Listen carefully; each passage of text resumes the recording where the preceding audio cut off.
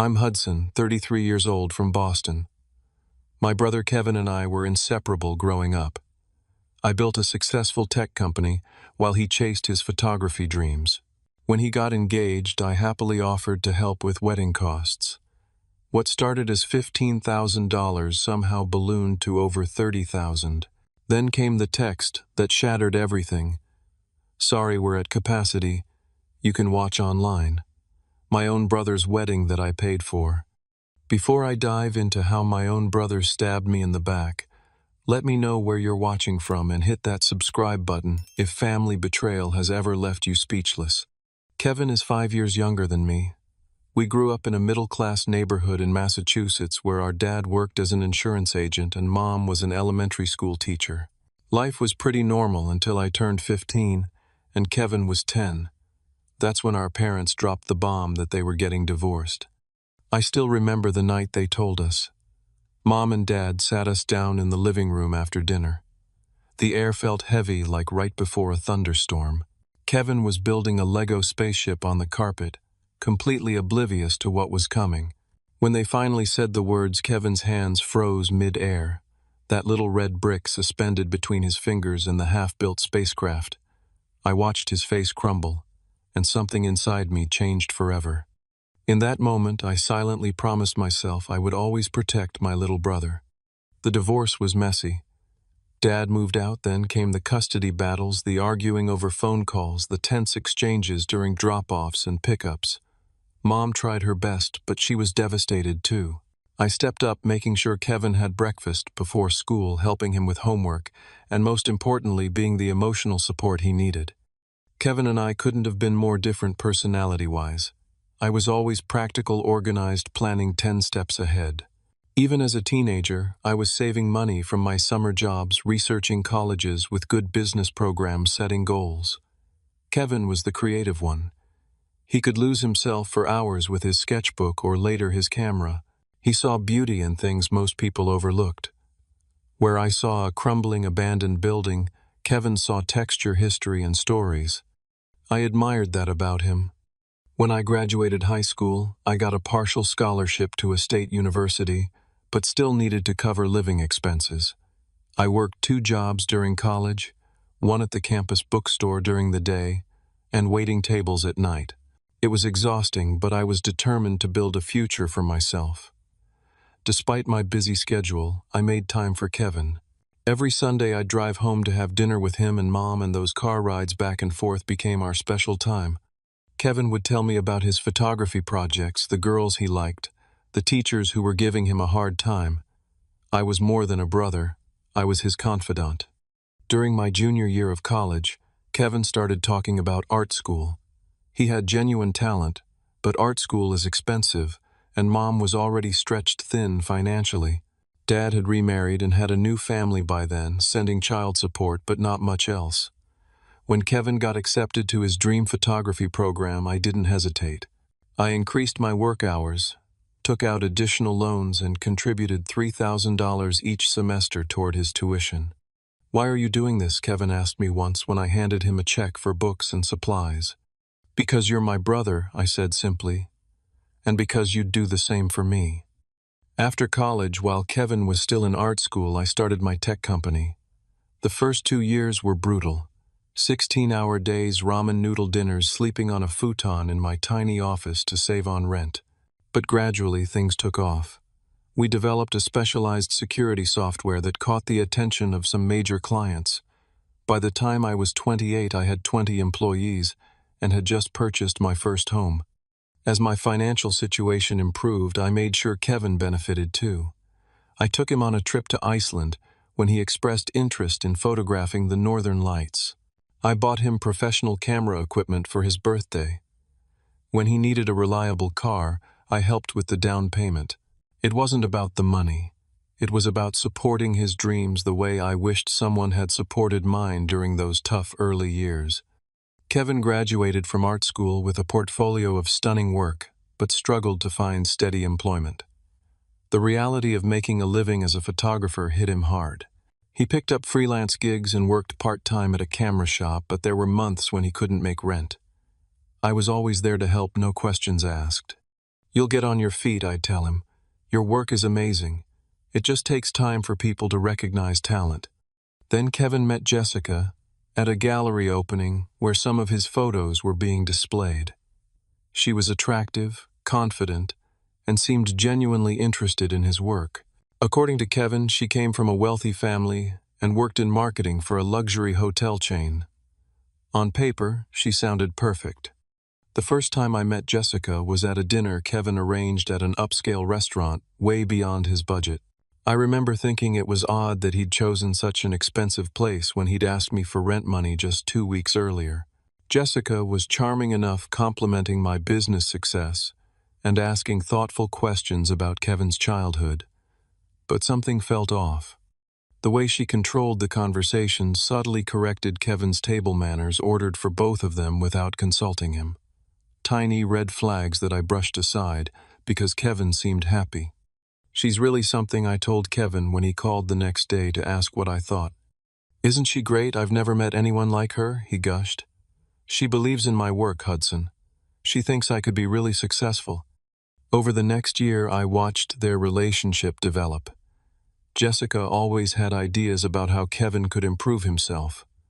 New clothes, different haircut, better apartment, and Kevin soaked it all up, desperate to be the man she thought he could be. I bit my tongue because who was I to judge? Kevin was an adult. But I couldn't ignore how he began canceling our regular hangouts, how his calls became less frequent, how he seemed to adopt Jessica's opinions as his own. Kevin and I have decided that commercial photography is beneath his talents, Jessica announced during one dinner at their apartment. Kevin nodded along, though just months earlier he'd been excited about potentially shooting product photos for a local business. Despite these concerns, I was genuinely happy when Kevin called me, voice bubbling with excitement, to share that he had proposed to Jessica, and she'd said yes. My brother was going to get married, and I was determined to support him even if I had reservations about his choice of partner. I'm really happy for you, Kev, I said, meaning it, because ultimately all I've ever wanted is for my little brother to be happy. Kevin and Jessica got engaged after dating for 2 years. Kevin called me on a Tuesday night, his voice practically vibrating with excitement. She said yes, Hudson. I asked Jessica to marry me, and she said yes. I felt a genuine surge of happiness for him. Despite my reservations about Jessica, my brother was clearly in love. That's amazing, Kev. Congratulations. How did you do it? He launched into the story about a sunset proposal at a vineyard, complete with a photographer hiding in the bushes to capture the moment. It sounded beautiful and thoughtfully planned. It also sounded expensive for someone who had been struggling financially. The ring is gorgeous, Kevin continued. 4 carats princess cut. Jessica has always been specific about what she wanted. A 4-carat diamond. My stomach tightened. A ring like that would cost well over $20,000. That's quite a ring, I said carefully. How did you manage that? There was a slight pause. Well, I put it on credit cards. Multiple cards, actually. I know it sounds crazy, but Jessica deserves the best, and her family has certain expectations. I wanted to lecture him about debt and financial responsibility, but this wasn't the moment. This was a celebration, and I didn't want to dampen his joy. We're having a dinner next weekend with Jessica's parents, Kevin continued. I'd love for you to come. They're excited to meet my successful big brother. The dinner with Jessica's family was at their sprawling home in an exclusive suburb. Mr. and Mrs. Lawrence greeted me with practiced smiles that didn't quite reach their eyes. Their house was immaculate, filled with expensive art and furniture that looked like it had never been sat on. Despite Jessica's tales of family wealth, there was something performative about their affluence. So you're in tech, Mr. Lawrence said over appetizers, swirling his scotch. Fascinating field. Volatile, though, isn't it? Here today, gone tomorrow. Some sectors can be unpredictable, I replied diplomatically. But security software tends to have staying power. Everyone needs protection. Mrs. Lawrence directed the conversation to the engagement. Jessica has always dreamed of a June wedding. The Fairview Country Club has a 2-year waiting list, but the membership director is a dear friend. Jessica beamed. We're thinking 150 guests, garden ceremony, 5-course dinner. Very elegant but not ostentatious. Kevin nodded along, but I caught the flicker of anxiety in his eyes. The engagement ring debt was clearly just the beginning. After dinner, Jessica and her mother disappeared to discuss wedding magazines, leaving Kevin, Mr. Lawrence, and me with after-dinner drinks. Now, about the wedding, Mr. Lawrence said abruptly. Traditionally, the bride's family handles these things, but we're in a bit of a cash flow situation with our property investments. Nothing serious, just temporarily illiquid. His $10,000 watch glinted under the chandelier as he reached for his drink. We can contribute $20,000 toward the wedding, he continued, but Jessica has expensive taste. Always has. Kevin mentioned you've done well for yourself. I felt ambushed. This was clearly a rehearsed conversation. I'm happy to help Kevin however I can, I said carefully. What kind of budget are we looking at total? Mr. Lawrence mentioned a figure that made my eyes widen. Kevin stared at his shoes. Later that night, Kevin called me from his car. I'm sorry about that, he said, voice tight with embarrassment. I had no idea her dad was going to put you on the spot like that. It's okay, Kev, but we need to be realistic about what this wedding is going to cost. Have you and Jessica discussed a budget? His sigh was heavy. She says we can do it for around $50,000. Her parents will put in $20,000. I've saved about $5,000, which leaves $25,000 I finished for him. That's a lot of money, Kevin. I know. And I would never ask, but her family has these expectations and I don't want to disappoint her. This is her dream wedding. I thought about all the times Kevin had been there for me before I found success. How he believed in my business when everyone else thought I was crazy to quit my stable job. How he helped me move into my first office assembling furniture until 3 a.m. I'll take care of it, I heard myself say. This is your big day. Let's budget $15,000 from me to start and we'll see where we are as plans develop. Kevin's relief was palpable. You're the best brother anyone could ask for. I swear I'll pay you back someday. We started with reasonable wedding plans. Jessica found a charming boutique hotel with a rooftop garden for the ceremony and reception. The initial quote came in at $38,000 for 100 guests, including food, drinks, basic decor, and photography. See, under budget, Kevin said proudly when he showed me the proposal. But then the changes began. Jessica decided the hotel wasn't prestigious enough. The photographer wasn't renowned enough. The florist couldn't provide the exotic blooms she envisioned. With each change, the budget expanded. The Fairview Country Club had a cancellation, Jessica announced during a planning lunch, her eyes sparkling. We can get the grand ballroom for June 25th. That's wonderful, Kevin said, squeezing her hand. But what about the deposit we put down at the hotel? Jessica waved dismissively. We'll lose it, but this is so much better. The Fairview is where all the best weddings happen. I watched my brother's face, seeing his conflicted expression. He wanted to make Jessica happy, but he also knew what this change would mean financially. How much more are we talking? I asked directly. Jessica's smile tightened, just slightly. About $12,000 more for the venue. But it includes so much more, and the prestige factor alone. So we're now at $50,000 total, I clarified. Around that, she admitted.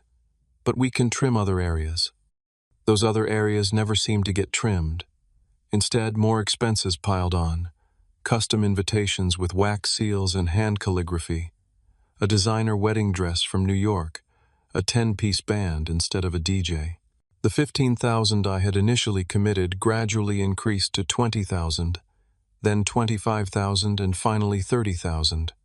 Meanwhile, I noticed Jessica subtly isolating Kevin from his friends and even some family members. His college roommate Marcus, once a fixture at our family gatherings, was suddenly a bad influence. Kevin's cousins on our mom's side were too provincial for the wedding guest list.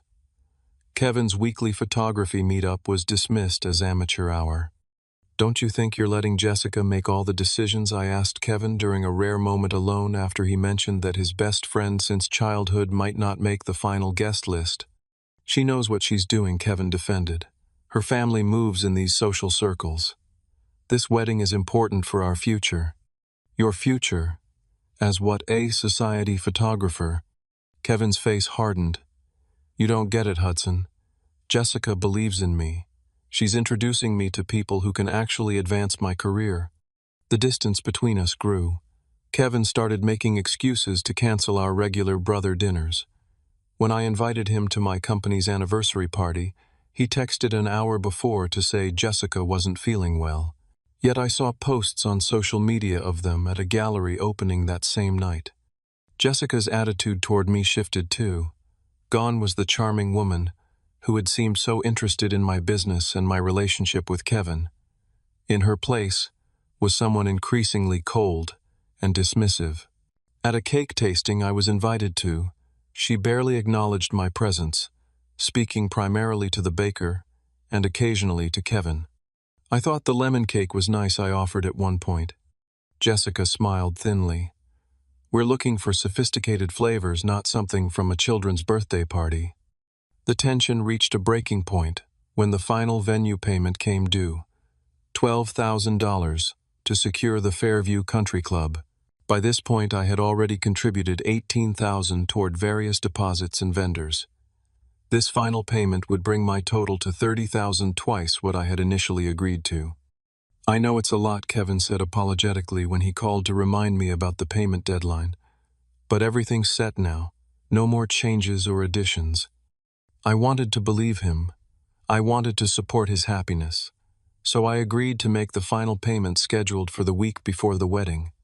What I didn't know then was that while I was opening my wallet, Jessica was closing the door on my invitation. Over the 6 months of wedding planning, Kevin's behavior changed dramatically.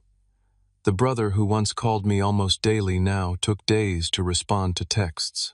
Our Sunday tradition of watching football games together disappeared entirely. I made repeated attempts to maintain our connection, inviting him for dinners, offering to help with wedding tasks, suggesting we grab a beer just to catch up.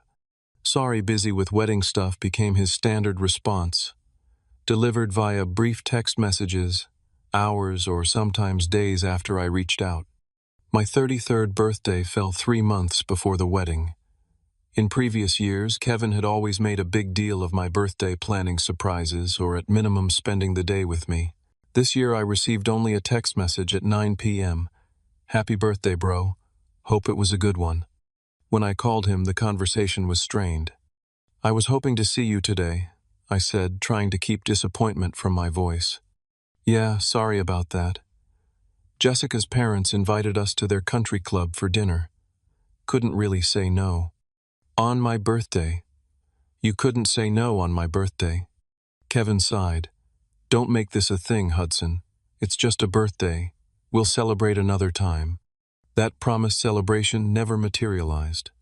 At the few family gatherings where I did see Kevin and Jessica together, her controlling behavior was impossible to ignore. She would answer questions directed at Kevin.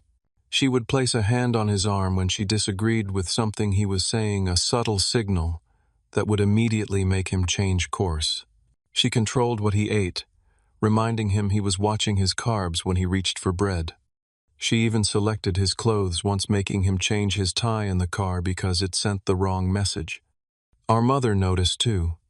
"Kevin seems different," she commented after an uncomfortable Sunday lunch where Jessica had dominated the conversation and repeatedly interrupted Kevin, almost like he's afraid to speak freely. "I've noticed the same thing," I admitted. During that lunch I overheard a conversation I wasn't meant to hear. I had stepped outside to take a business call and was returning through the patio doors when Jessica's voice, sharp and cutting, reached me. "Your brother thinks he's so important just because he has money. It's new money though, isn't it? No class, no taste. The way he dresses, the way he talks about his business constantly. It's embarrassing." I froze out of sight but within earshot. "Hudson's not like that," Kevin defended weakly. "He's just proud of what he's built." "Well, he shouldn't be giving advice about our wedding.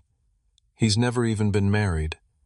Probably never will be with that personality. I quietly backed away, then made a noisy approach so they would hear me coming. The fake smile Jessica gave me when I rejoined them made my stomach turn. Later that week, I invited Kevin for lunch, determined to address the growing distance between us. "I miss you, man," I said simply when we were seated. "It feels like you're disappearing from my life." Kevin looked genuinely pained. "I'm just busy with the wedding and trying to build my photography business. Jessica's helping me with contacts." "Is she? Because it seems like she's isolating you from everyone who cares about you. Your friends, our family, me." His expression hardened. "That's not fair. Jessica wants what's best for me." "Does she? Or does she want to control you?" "You're being ridiculous," he snapped. "Jessica loves me. She believes in my potential. The Kevin I know didn't need someone to tell him his worth." He stood up abruptly. "Maybe you don't know me as well as you think. Maybe Jessica sees something in me that you don't." He left before our food arrived, leaving me sitting alone with 2 plates and a sinking feeling that I was losing my brother. My girlfriend Sophia, who had met Kevin and Jessica several times, expressed her concerns openly. "There's something off about their relationship," she said one night as we discussed the situation. "Jessica doesn't treat Kevin like a partner. She treats him like a project." "I see it too," I admitted. "But what can I do? He's a grown man making his own choices." Maybe Sophia suggested gently, "You need to stop financing those choices. You're enabling this situation." I considered her advice, but couldn't bring myself to pull financial support so close to the wedding. It would devastate Kevin and potentially damage our relationship beyond repair. I still hoped that after the wedding things would normalize. As the big day approached, I attempted to stay involved in the planning, if only to maintain some connection with my brother. Jessica's parents hosted a dinner to discuss final arrangements. I arrived to find Jessica's extended family well represented along with her parents' friends, but was the only person from Kevin's side. Throughout dinner, Jessica's father treated me with thinly veiled contempt, despite the fact that I was contributing significantly more to the wedding than he was. When I offered an opinion about the timing of the ceremony, he cut me off. "We've already decided that 4 o'clock is ideal. The light will be perfect for photographs." Jessica's mother added, "The Fairview has decades of experience with society weddings. They know exactly how these things should be done." Every suggestion I made was dismissed. Every question I asked was treated as an imposition. Yet when the conversation turned to the final venue payment, all eyes turned expectantly to me. "You'll have the check ready by next Friday," Jessica's father confirmed. "The venue requires payment in full 7 days before the event." "I said I would handle it," I replied, struggling to keep frustration from my voice. "I've never let Kevin down." Jessica smiled thinly. "We're counting on that." Kevin remained mostly silent throughout the dinner, speaking only when directly addressed. Several times I caught him looking at me apologetically, but he never once defended me or acknowledged my contributions. On the drive home, I called my mother. "Have you received your invitation to the wedding yet?" I asked. "Yes, it came last week. Beautiful envelope, very fancy. Haven't you gotten yours?" A small alarm bell rang in my head. "Not yet. I'm sure it's coming." But as another week passed with no invitation, that alarm bell grew louder. I tried to rationalize it. Maybe they assumed I didn't need a formal invitation since I was so involved in the planning. Maybe mine was being hand-delivered for some reason. Maybe there was a mail issue. I texted Kevin, "Hey, haven't received my wedding invitation yet. Should I be concerned?" Hours later he responded, "Jessica's handling the guest list stuff. I'm sure it's fine." His vague response did nothing to ease my growing unease. The final venue payment deadline was approaching, and I was beginning to question everything about this situation. "Something's not right," I told Sophia. "Why wouldn't I have received an invitation by now? I'm his brother and I'm paying for 1/3 of this wedding." "Call him directly," Sophia advised. "Don't let him hide behind texts." I tried, but Kevin didn't answer my calls. The wall between us had never felt so impenetrable. The week before the wedding arrived and I still hadn't received an invitation.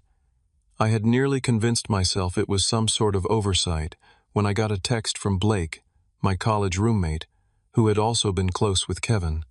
"Looking forward to seeing you at Kevin's wedding on Saturday. It's been too long, man." My heart sank. I called Blake immediately. "When did you get your invitation?" I asked, without preamble. "About a month ago," Blake replied, confusion in his voice. "Haven't you gotten yours? You're the best man, right?" I wasn't the best man.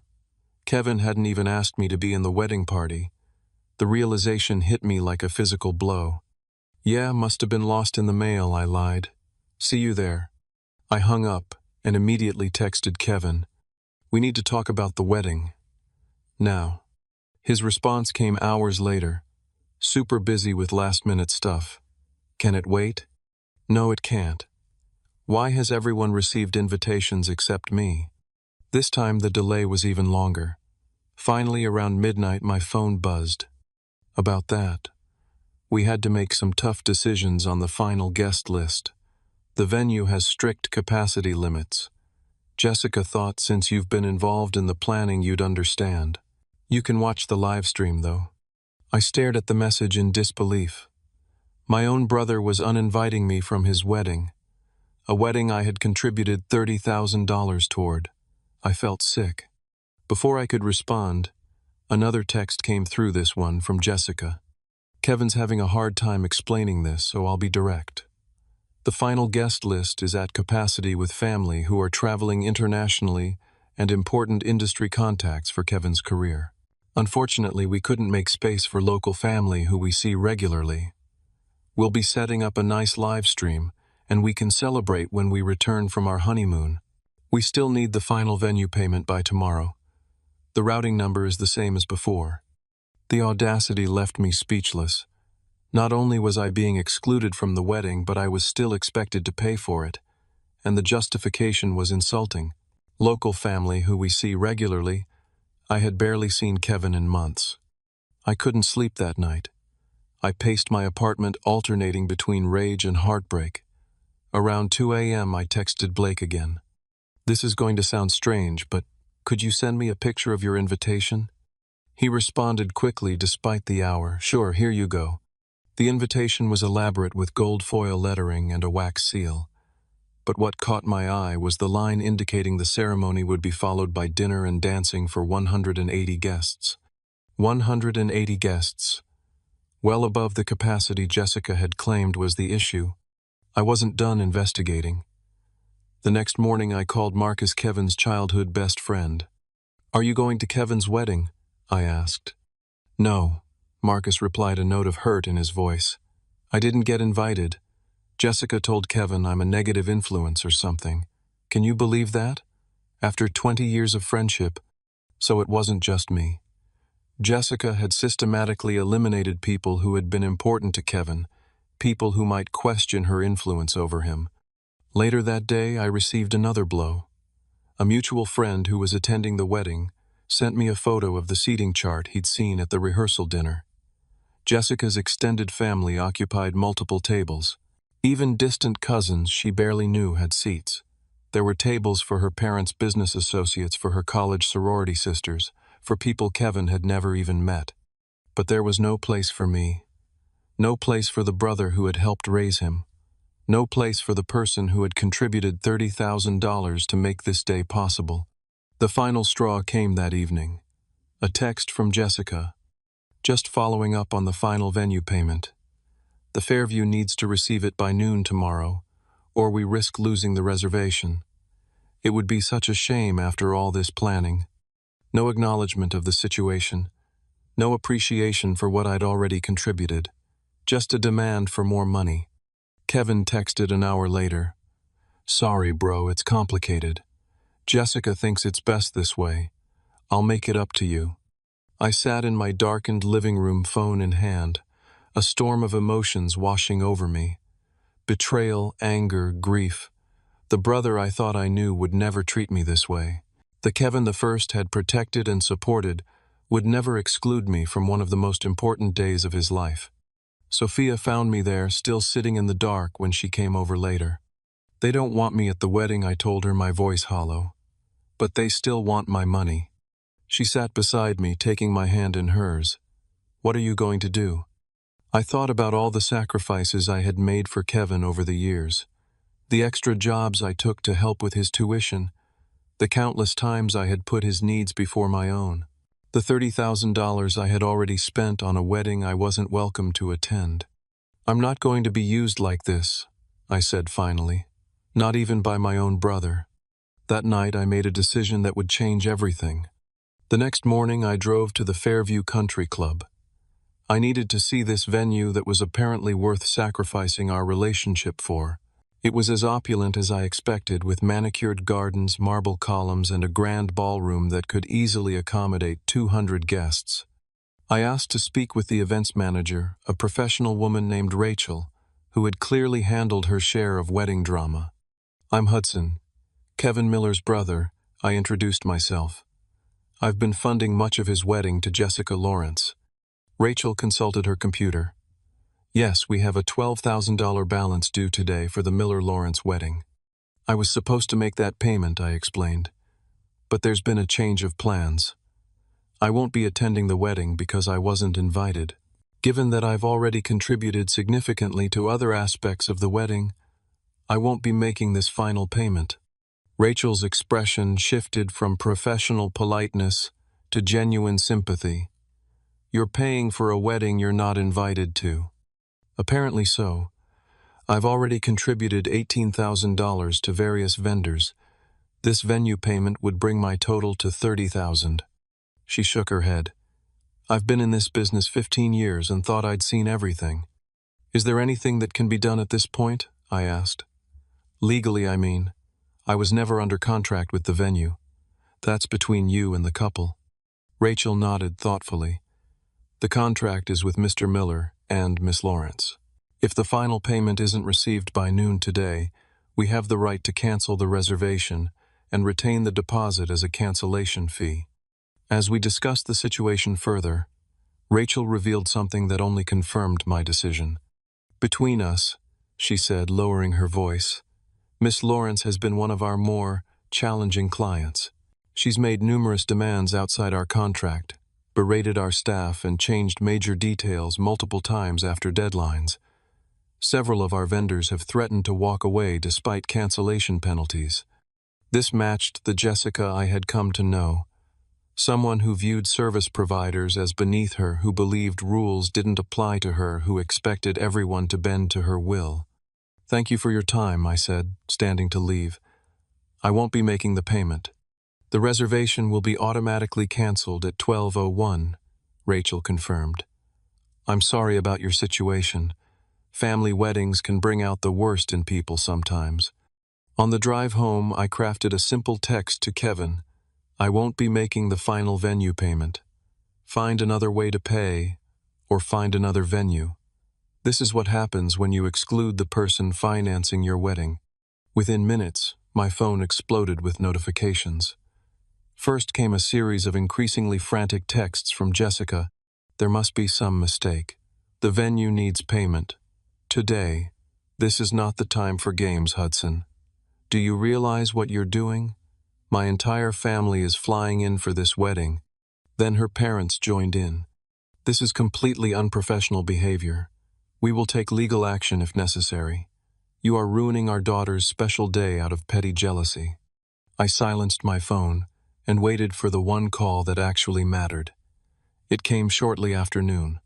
What the hell are you doing? Kevin's voice was a mixture of panic and rage. Exactly what I said I would do. I'm not paying for a wedding I'm not welcome to attend. You can't do this, Hudson. The wedding is in 3 days. Jessica is hysterical. I'm not the one who created this situation, Kevin. You and Jessica made it clear I'm not important enough to witness your marriage despite financing a third of it. Actions have consequences. It wasn't my decision, Kevin shouted. Jessica and her mom handled the guest list. They said we had to cut it down.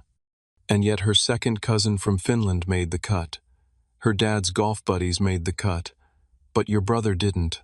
There was a pause before Kevin spoke again, his voice smaller. What am I supposed to do now? You have options. Jessica's parents could cover the balance. They certainly appear to have the money. You could find a less expensive venue with 3 days' notice. Or you could admit to your guests that you prioritized Jessica's distant relatives over your own brother who was paying for everything. You're enjoying this, aren't you? Kevin accused. You've always been jealous of what Jessica and I have. The unfairness of this statement took my breath away. What you have is a relationship where she isolates you from everyone who cares about you and treats your family like ATMs. But sure, I'm jealous. This is unforgivable, Kevin said flatly. If you don't make this payment, we're done. We were already done when you decided I didn't deserve an invitation. I was just too slow to realize it. I hung up feeling simultaneously terrible and relieved. The confrontation I had been avoiding for months was finally happening, even if it wasn't on my terms. Over the next few hours, the situation exploded beyond our immediate circle. Jessica's parents called our mother, who then called me in tears. "How could you do this to your brother?" she demanded. "Did Kevin tell you I wasn't invited to the wedding?" I countered. There was a pause. "What are you talking about?" I explained everything, the increasing wedding costs, the growing distance, the deliberate exclusion. Mom's tone changed immediately. "That can't be right. There must be some misunderstanding." "There's no misunderstanding, Mom." Kevin confirmed it himself. Jessica and her family decided I wasn't important enough to include, but my money still was. Other family members began calling too as news spread. Opinions were divided. Some thought I was being petty and should just pay for the venue regardless of the invitation situation. Others were outraged on my behalf, especially when they learned about the full financial commitment I had already made.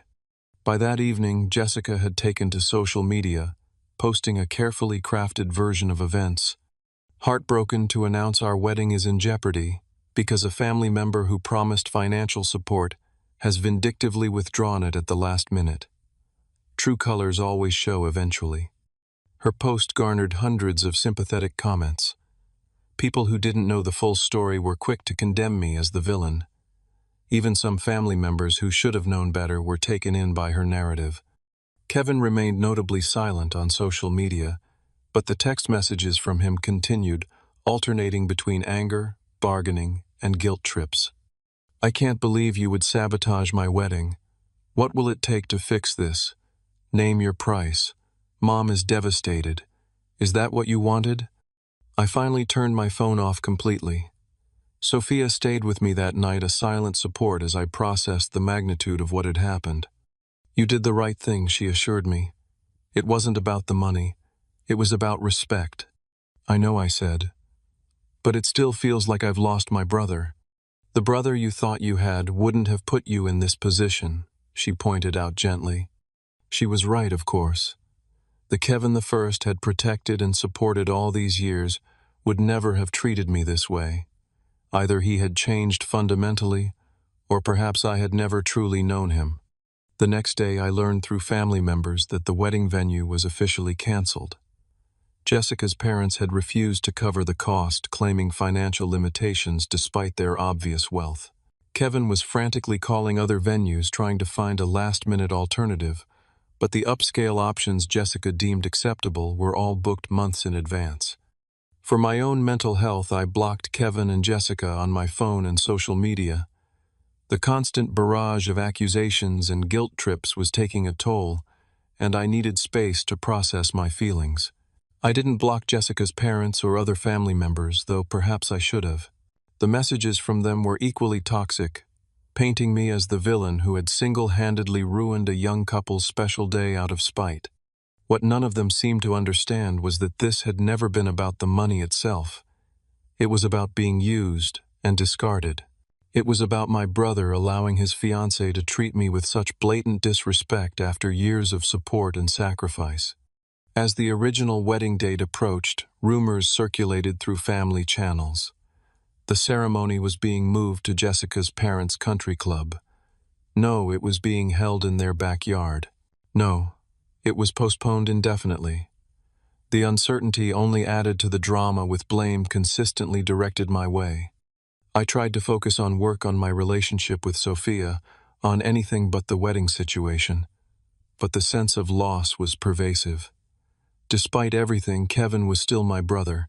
I had spent my life looking out for him, and now we weren't speaking at all. 2 days before what would have been the wedding day, my doorbell rang. I wasn't expecting anyone, and part of me feared it might be Jessica or her parents coming to confront me in person. What I never expected was to find Kevin standing there alone, looking like he hadn't slept in days. When I opened my door and saw Kevin standing there, I almost didn't recognize him. My usually well-groomed brother looked disheveled with dark circles under his eyes and a defeated slump to his shoulders. He was alone, which surprised me. I had half expected Jessica to be with him, ready to launch into another tirade about my betrayal. "Can I come in?" he asked, his voice hoarse. I hesitated, then stepped aside. Kevin entered my apartment slowly, like a man walking to his own execution. He stood awkwardly in my living room, looking around as if he'd never been there before, though he'd visited countless times in the past. "You want something to drink?" I offered, more out of habit than hospitality. He shook his head. "I don't deserve your hospitality." This was not what I had expected. I had prepared for anger, for accusations, maybe even for begging me to reconsider the venue payment. I hadn't prepared for whatever this was. "Just say what you came to say, Kevin."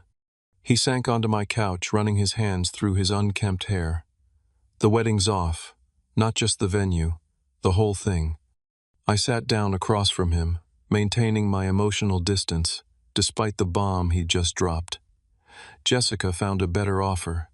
The comment was cutting, and I regretted it immediately when I saw the flash of pain cross Kevin's face. "I called it off," he said quietly. "After everything blew up with the venue, things got ugly, really ugly. Jessica was furious. Her parents were threatening to sue you. Everyone was blaming everyone else.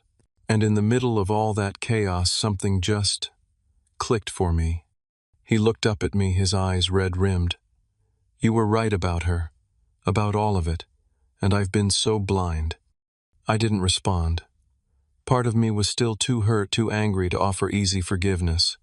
Another part was wary that this might be manipulation, a new angle to get what they wanted. "When the venue canceled, Jessica completely lost it," Kevin continued. "She wasn't sad about not getting married. She was enraged about losing the perfect backdrop for her perfect day. She kept saying her friends would judge her. Her family would be embarrassed." He swallowed hard. "When I suggested we could have a smaller ceremony somewhere else, just focus on us getting married rather than all the trappings, she looked at me like I was insane. That's when I started to see clearly for the first time in 2 years." "What exactly did you see?" I asked cautiously. "That she never loved me, Kevin," said his voice breaking. "She loved the idea of molding me into what she wanted. She loved having a photographer husband who could document her perfect life for social media.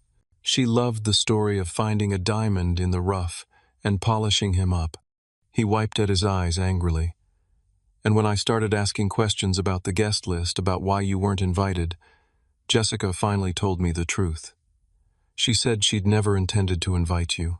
That excluding you was the plan from the beginning." My stomach clenched. Why would she do that? "Because you were the only person who saw through her," Kevin said simply. "She knew you had doubts about her, about us, and she couldn't control you with flattery or manipulation like she did with me. You were a threat to her narrative. So she took my money, but excluded me from the guest list." I summarized, the hurt still raw. "And you went along with it." Kevin hung his head. "I tried to push back at first, but she always had a reason. The venue capacity, the need to invite her family's business connections for my career, the desire for a balanced guest list. I knew it was wrong, Hudson. I was afraid of losing her. So instead you lost me." "Yes." The simple admission hung in the air between us, and I didn't even realize what I was giving up until it was too late. Kevin went on to explain the aftermath of the venue cancellation. When alternative venues proved too expensive or unavailable, Jessica had demanded they use my parents' modest backyard, a location she had previously dismissed as too provincial. When Kevin's suggestion of postponing the wedding was met with fury rather than understanding, he began to question everything. The final straw was finding out she'd been lying to both families, Kevin revealed. She told her parents I was insisting on an expensive wedding to impress your tech industry connections. She told our mom that your control issues were creating tension. She had all these different narratives going, playing everyone against each other. I shook my head in disbelief. Classic manipulation tactic. Divide and conquer. When I finally confronted her about the lies, about excluding you about everything, she showed her true self. Kevin looked physically ill at the memory. The things she said about you, about Mom, even about my dad. The contempt in her voice. It was like a mask falling away. He pulled out his phone, hesitated, then handed it to me. She's been sending these since I told her the wedding was off. I scrolled through dozens of texts, each more vicious than the last. Threats, insults, emotional blackmail. The Jessica revealed in these messages was unrecognizable from the polished, charming woman who had first entered our lives. She's threatening to tell everyone I abused her, Kevin said hollowly. To ruin my photography career before it even starts. To make sure no one in her social circle ever hires me. I handed the phone back, a wave of protective anger washing over me. She can't do that. We have evidence of her threats. I know. I've saved everything. Kevin's shoulders slumped again. But that's not even what I'm most worried about. I'm worried about what this has done to us. To you and me. And there it was. The real reason for his visit. Not the venue, not the money, not even Jessica's threats. He was here because of our fractured relationship. You know what hurt the most, I said after a long moment. Not the money. Not even being excluded from the wedding. It was that you chose her over me. Over and over again. I know, Kevin whispered. And I'll regret that for the rest of my life. What about her parents' threats to sue me? Kevin shook his head. Empty threats. They know they don't have a case. The venue contract was between me and Jessica and the Fairview. You were never legally obligated to make that payment. We sat in silence for a while, the weight of everything that had happened pressing down on us. Finally, I asked the question that had been nagging at me. What do you want from me now, Kevin? He looked up, his expression raw and vulnerable. Nothing. I don't deserve anything from you. I just came to tell you that you were right to apologize, and to let you know that I ended things with Jessica. I'm staying at Mom's for now. And the money I already spent on the wedding, I'm going to pay you back. Every cent. It'll take time, but I swear I'll do it. I studied my brother, the person I'd protected and supported since we were children. He looked broken, humbled in a way I'd never seen before. Part of me wanted to hold on to my anger, to make him earn forgiveness through years of amends. But another part recognized the courage it took for him to come here to admit he was wrong, to face me after everything that had happened. I missed my brother, I said finally. Kevin's eyes filled with tears. I missed you too. More than I even realized until everything fell apart. It wasn't instant forgiveness. It wasn't an immediate return to our former closeness. But it was a beginning, a crack in the wall that had formed between us. Over the next few days, the fallout from the canceled wedding rippled through our family and social circles. Jessica launched a smear campaign on social media, painting herself as the victim of a cruel betrayal. But her narrative quickly fell apart when Kevin respectfully but firmly shared his side of the story, including screenshots of her threatening messages. Jessica's parents, embarrassed by their daughter's exposed behavior and fearful of social backlash, quickly retreated from their legal threats. They offered to reimburse some of the wedding expenses in exchange for discretion, an offer Kevin accepted primarily to bring the matter to a close. I helped Kevin deal with the various vendors, explaining the situation and negotiating cancellation fees. Some were understanding, especially those who had witnessed Jessica's difficult behavior firsthand. Others required partial payment for services contracted. All told, we managed to recover about 40% of the money already spent. Most family members who had initially blamed me for the wedding debacle apologized once they learned the full story. Some remained distant, uncomfortable with the messy reality of what had happened. But those who mattered most understood and supported both Kevin and me through the aftermath. Kevin moved out of the apartment he had shared with Jessica, leaving behind the furniture and decor she had insisted they buy. He took only his photography equipment, his clothes, and a few personal items. It was a physical unburdening that matched his emotional one. "I don't even recognize the person I was with her," he confessed during one of our talks. "It's like I was under some kind of spell." "That's how manipulation works," I explained. "It's gradual. You don't realize how much you've changed until you're unrecognizable even to yourself." As the weeks passed, I watched my brother slowly reclaim himself. He reconnected with friends Jessica had deemed unsuitable. He resumed the photography style he truly loved, rather than the commercial work she had pushed him toward. He started therapy to understand why he had been vulnerable to such manipulation and how to prevent it in the future. And most importantly, he began rebuilding his relationship with me, not with grand gestures or dramatic apologies, but with small, consistent actions, regular check-ins, honest conversations, showing up when he said he would, listening to my perspective without becoming defensive. 1 month after what would have been his wedding day, our entire family gathered for dinner at our mother's house. It was the first time we had all been together since the wedding drama, and there was an initial awkwardness that hung in the air. During dessert, Kevin cleared his throat and stood up, glass in hand. The table fell silent. "I want to thank everyone for being here tonight," he began. "And I especially want to thank Hudson." All eyes turned to me. Many of you know that Hudson contributed a significant amount of money toward what was supposed to be my wedding. What you might not know is that he did this despite having serious concerns about my relationship because he wanted to support me. And then when he was deliberately excluded from the guest list, he finally put his foot down. Kevin's voice grew thick with emotion. At the time, I was furious with him. I thought he was trying to ruin my happiness. What I didn't realize was that he was actually saving me from making the biggest mistake of my life. He raised his glass in my direction. "To my brother who had the courage to do the hard thing when it would have been easier to just go along. I'm more grateful than I can ever express." The table erupted in applause, and I felt a weight lift from my shoulders that I hadn't even realized I was carrying. The villain in the family narrative had finally been recast as the reluctant hero. Later that night, as Kevin and I sat on our mother's porch like we used to do as teenagers, he turned to me with newfound clarity in his eyes. "You know what's crazy? I'm actually happier now than I've been in 2 years. Freedom will do that," I replied, "even when it comes with pain." And as we sat there in comfortable silence watching the stars emerge in the night sky, I knew that though our relationship had been damaged, it hadn't been destroyed. In fact, in some ways it was stronger now, forged in the fire of a painful but necessary truth. 6 months after the wedding that never happened, Kevin and I established a new tradition: Thursday night dinners, just the two of us. Sometimes we'd try new restaurants, other times we'd grab takeout and watch a game at my place.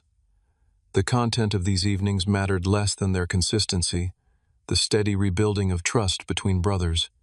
Kevin had thrown himself into therapy with the same intensity he once devoted to pleasing Jessica. "My therapist says I have classic people-pleaser tendencies, stemming from our parents' divorce," he explained during one of our dinners. "Apparently I was so afraid of more abandonment that I became willing to sacrifice my own needs and relationships to keep someone from leaving me." "That makes sense," I acknowledged. "You were just a kid when Dad left and it hit you hard. The irony is that in trying to keep Jessica happy, I abandoned everyone who actually cared about me." Kevin shook his head ruefully, including myself. Watching my brother's self-awareness develop was both impressive and heartwarming. Week by week, I saw glimpses of the old Kevin re-emerging, but with new boundaries and insights. He started saying no to things he didn't want to do. He became more comfortable expressing disagreement. He recognized when he was falling into old patterns of trying to please others at his own expense. My relationship with Sophia had deepened through the ordeal as well. She had stood by me when much of my family was questioning my decision, offering unwavering support without simply telling me what I wanted to hear. 6 months after the wedding debacle, I found myself browsing engagement rings, contemplating a proposal that felt nothing like the performative spectacle Kevin and Jessica had planned. "Just promise me one thing," Sophia said when I broached the subject of marriage. "No country clubs, no five-piece bands, and definitely no custom letterpress invitations with wax seals." I laughed. "How about we elope?" "Don't tempt me," she replied with a grin.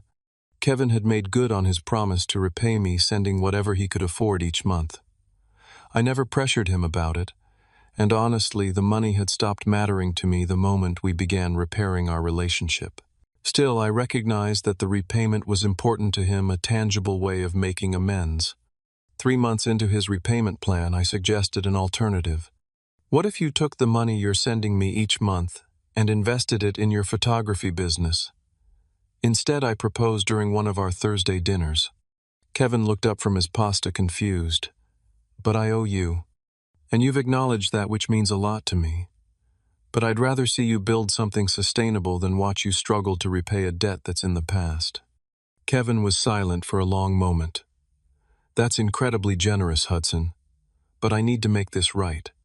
"Then how about this? Use the money to build your business, and when you're successful, pay it forward. Help someone else who needs it." After some consideration, Kevin agreed to a modified version of my proposal.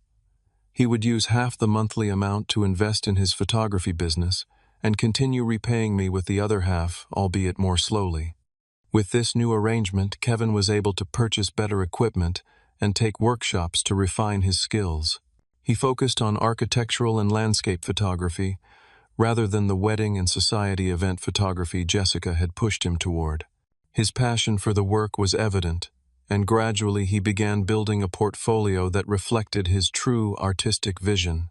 4 months after our agreement, Kevin secured his first major client, a regional magazine that wanted a photo series on historic buildings. The joy and pride on his face when he shared the news was worth more than any repayment could ever be. "This never would have happened if I was still with Jessica," he admitted. "She thought architectural photography was boring. She wanted me shooting socialites and charity galas." "Because that was her world," I pointed out. "And she wanted to mold you to fit into it." Kevin nodded thoughtfully. "I can see now how I was losing myself in her vision. Her idea of success meant abandoning what actually made me happy." Our family dynamics had shifted as well. Initially, some relatives had been hesitant to take sides in what they perceived as a rift between brothers. But as the truth about Jessica's manipulation became clearer, most came to understand my actions and Kevin's subsequent awakening. 5 months after the canceled wedding, our extended family gathered for our cousin's birthday. It was the first large family event since the wedding drama, and there was a subtle tension in the air when Kevin and I arrived together. Our Uncle Thomas, who had been particularly critical of my decision to withdraw wedding funding, approached me during the party. "I owe you an apology," he said gruffly. I spoke out of turn without knowing the full story. "It's water under the bridge," I assured him. "No, it needs to be said." He looked over at Kevin, who was showing our young cousins how to use his camera. "That Jessica woman would have destroyed him. You saw what none of us wanted to see." Similar conversations happened with other family members as time passed. Not everyone apologized explicitly, but the narrative gradually shifted from Hudson ruined Kevin's wedding to Hudson saved Kevin from a toxic relationship. 6 months to the day after what would have been the wedding, Kevin suggested we take a weekend trip to the mountains. He had recently started dating again very casually, but wanted this trip to be just the two of us. We rented a small cabin by a lake, hiking during the day and building campfires at night. On our second evening, as we sat beside the fire watching stars reflect on the water, Kevin broached the subject we had mostly avoided in our weekly dinners. "Do you think you'll ever fully forgive me?" he asked quietly. I poked at the fire with a stick, considering the question seriously. "I think I already have, but forgetting is harder than forgiving." "What do you mean?" "I forgive you for going along with Jessica's plan to exclude me. I understand how her manipulation worked and why you were vulnerable to it. but I can't forget how it felt to realize my own brother had chosen someone else's approval over our relationship. Kevin nodded slowly. That's fair. I wouldn't forget that either. But here's the thing, I continued. Forgiveness isn't a one-time decision. It's something I choose every day. And every day it gets a little easier because of how you've shown up since then. I'm trying, Kevin said simply. I know you are. That's why we're sitting here now. We fell into comfortable silence, the crackling fire and lapping water the only sounds. After a while, Kevin spoke again. You know what I've learned from all this? What's that? That love shouldn't diminish you. Real love expands your world. It doesn't shrink it.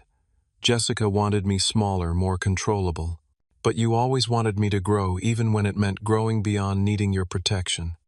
I looked at my brother, struck by the wisdom in his words. That's actually profound, Kev. He laughed. Thanks. My therapist says I'm making progress. On our last night in the mountains, we stayed up late talking about everything and nothing like we used to do as teenagers. Childhood memories, our parents' divorce dreams for the future. The conversation flowed easily without the careful navigation around sensitive topics that had characterized our early reconciliation. I should thank you, I said as our conversation winded down. Kevin looked puzzled. For what? This whole experience taught me something important too. About boundaries, about standing up for myself, even with the people I love most. I'm glad something good came from my massive error in judgment, Kevin said wryly. Seriously though, I continued, I've always been the responsible one, the one who fixes everything, who puts everyone else first. This situation forced me to prioritize my own self-respect, and that's changed how I approach all my relationships. Kevin nodded thoughtfully. So we both grew from this disaster. Maybe that's the silver lining. When we returned to the city, our lives resumed their normal rhythms, but with a newfound appreciation for our brotherhood. Kevin's photography business continued to develop, with each success feeling like a victory we both shared. My relationship with Sophia deepened, and I found myself consulting Kevin about proposal ideas, valuing his creative input. Looking back on the wedding that never was, I sometimes marvel at how differently things turned out than anyone could have predicted. What began as a betrayal that threatened to permanently sever our relationship ultimately led to growth, authenticity, and a stronger bond between brothers. I learned that true love sometimes means saying no, that generosity without boundaries isn't really generosity at all, that standing firm in your self-worth isn't selfish, it's necessary. And Kevin learned that the right person expands your world rather than limiting it. That real support comes with honest feedback, not just blind agreement. That losing yourself to keep someone else is a price too high to pay. If you've ever faced a similar situation with family, where you had to make the difficult choice between keeping the peace and standing up for yourself, I'd love to hear your story in the comments. Was there a time when setting boundaries actually strengthened your relationship in the long run? Hit the like button if you've ever had to make a tough decision that others didn't understand at first. Subscribe if you want to hear more stories about family betrayal and the complicated path to reconciliation, and share this video with someone who might need to be reminded that sometimes the hardest decisions lead to the most necessary growth. Thank you for listening to my story. And remember that even the deepest family wounds can heal with time, truth, and the courage to begin again.